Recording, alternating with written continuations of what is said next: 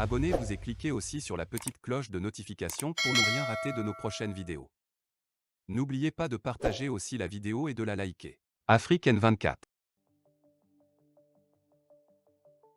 La DMK de nouveau empêchée de tenir sa réunion. Le siège de la CDPA est depuis ce matin théâtre d'une scène désolante qui reflète l'état de non-droit dans la République bananière du Togo. Bref, le siège de la CDPA est encerclé par les forces de l'ordre, plus précisément la gendarmerie. Première question, pourquoi empêche-t-on la DMK de tenir ses réunions alors que les autres partis ont le droit de le faire?